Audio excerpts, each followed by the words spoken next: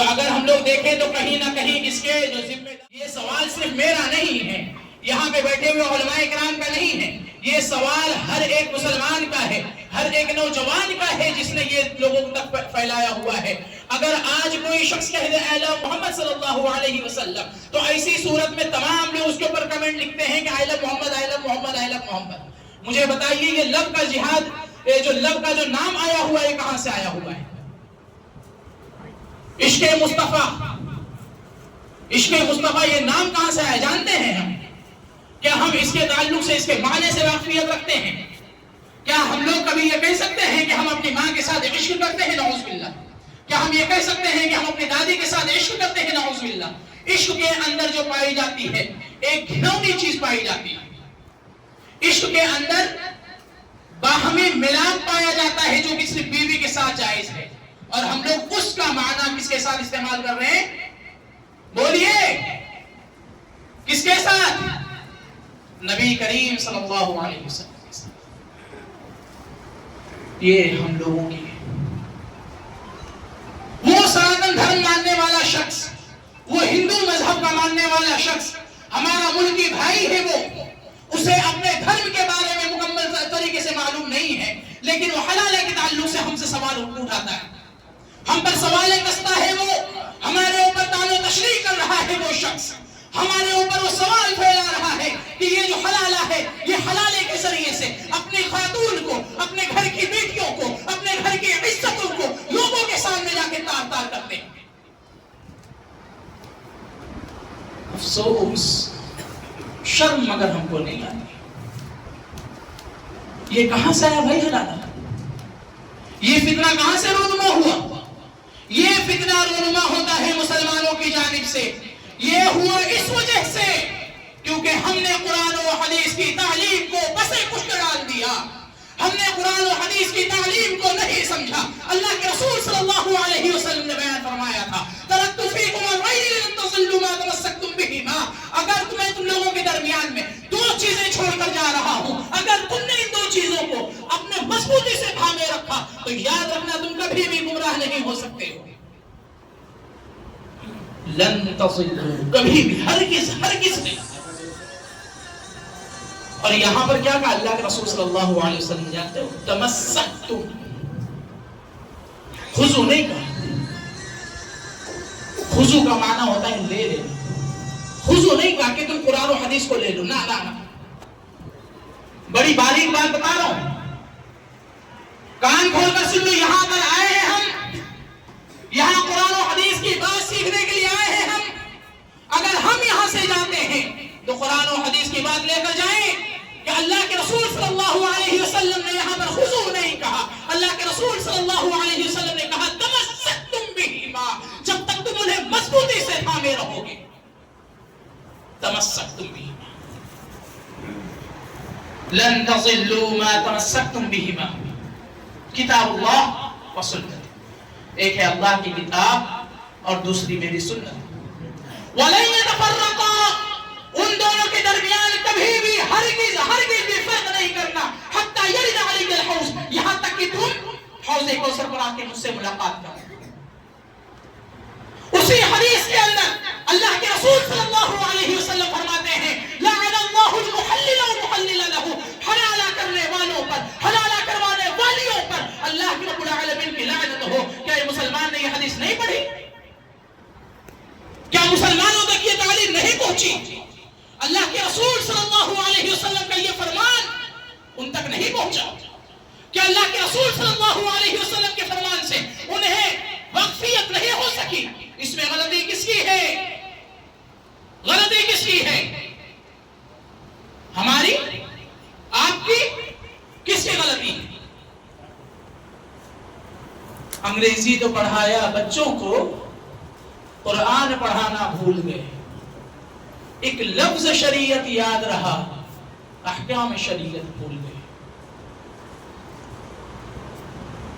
ایک شعر ہے کہ قبر کا خوف نہ رکھنا اے دل، وہاں سرکار دو عالم کی زیارت ہوگی۔ اسلام کے خلاف ہے یہ حکم، اسلامی تعلیم کے خلاف ہے یہ حکم. نعت پیش کر رہے ہیں آپ، خلو پسندی سے کام لے رہے ہیں آپ. قبر کا خوف نہ رکھنا ہے دل. اللہ کے رسول صلی اللہ علیہ وسلم بیان فرماتے ہیں، امام بخاری رحمہ اللہ کتاب الجنائز کے اندر اس حدیث کو نقل کرتے ہیں، فرماتے ہیں کہ تم لوگ اکثروا ذکر حازم اللذات، لذتوں کو توڑنے والی چیز کو کثرت سے یاد کرو. یعنی الموت، موت کو یاد کرو. ایک اور روایت میں اللہ کے رسول صلی اللہ علیہ وسلم نے ہمیں کیا حکم دیا ہے؟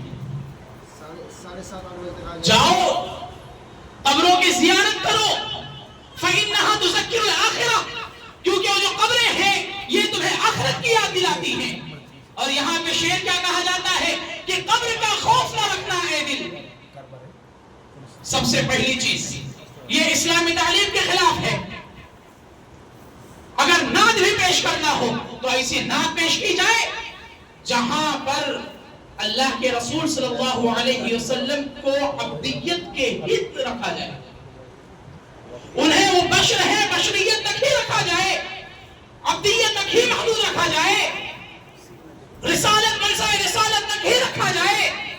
ایسے نعت کو پیش کیا جائے، ایسے نعت گنگنائے جائیں جہاں پر نہ تو مبالغہ آرائی سے کام لیا جائے اور نہ ہی اللہ کے رسول صلی اللہ علیہ وسلم کی محبت میں، ان کی شان میں کوئی گستاخانہ کلمات ہو.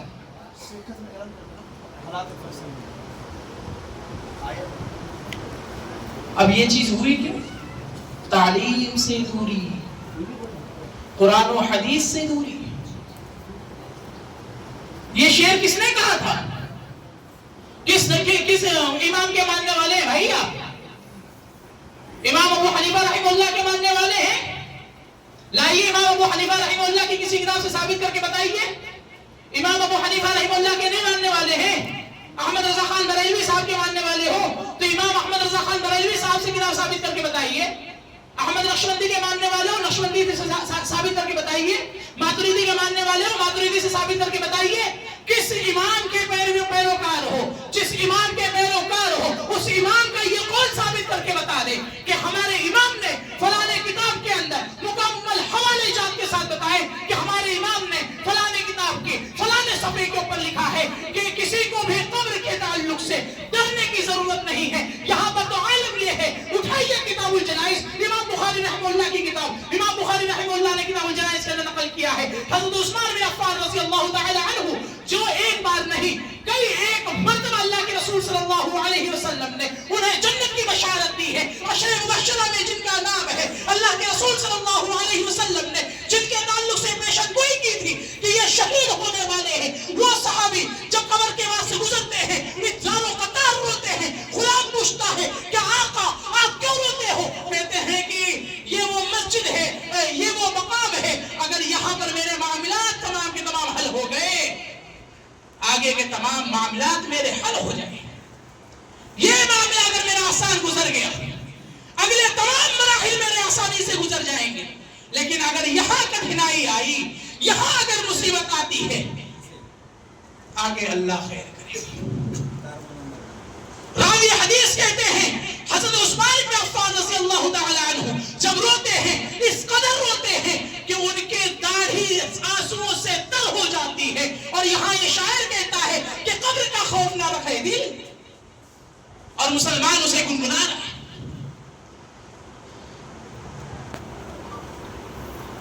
شرم کا مقام ہے، شرم کا مقام ہے.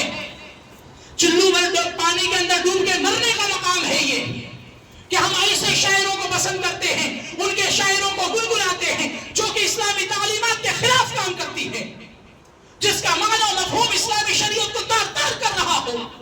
ہم وہاں پر ایسے شاعروں کا بہت زیادہ بول بالا اور واہ واہی کرتے ہیں.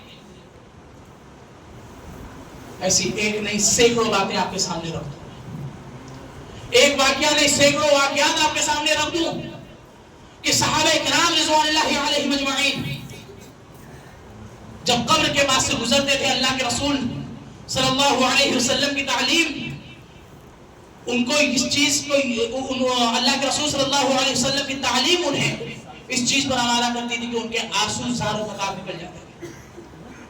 اللہ کے رسول صلی اللہ علیہ وسلم کی تعلیم جانتے ہو کیا ہے؟ رسول اللہ صلی اللہ علیہ وسلم نے فرمایا کہ اگر میں اپنی امت پر یہ ڈر محسوس نہ کرتا کہ یہ اپنے مردوں کو قبر میں دفنانا چھوڑ دیں تو میں انہیں قبر میں ہونے والے عذاب کو سناتا. آپ سوچیں اللہ کے رسول صلی اللہ علیہ وسلم کیا تعلیم دے رہے ہیں, دین اسلام ہمیں کیا تعلیم دے رہی ہے.